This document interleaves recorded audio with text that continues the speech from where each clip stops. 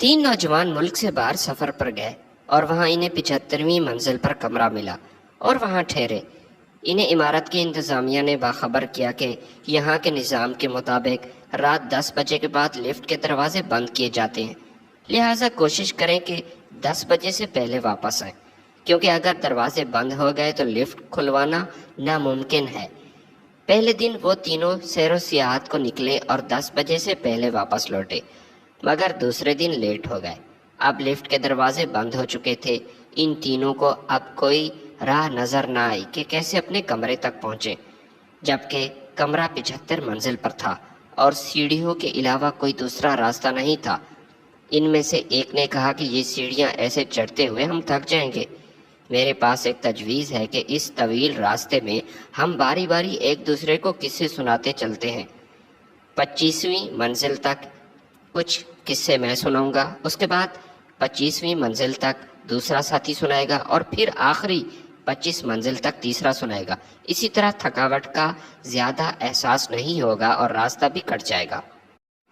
اس بات پر تینوں متفق ہو گئے۔ پہلے دوست نے کہا کہ میں تمہیں لطیفے مزاحیہ قصے سناتا ہوں جسے سن کر تمہیں بہت مزہ آئے گا۔ تینوں دوست ہنسی مذاق کرتے ہوئے چلتے رہے۔ جب 25ویں منزل آ گئی تو دوسرے نے کہا کہ اب میں تمہیں سنجیدہ اور حقیقی کہانیاں سناؤں گا۔ 25ویں منزل تک وہ سنجیدہ حقیقی قصے سناتے ہوئے چلتے رہے۔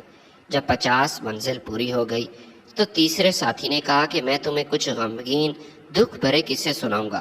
اس پر سب متفق ہو گئے اور اس نے سب کو دکھ بھرے قصے سنائے۔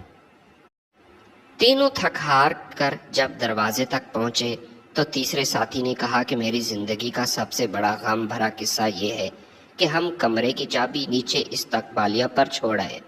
یہ سن کر تینوں غشی سے بے ہوش ہو گئے۔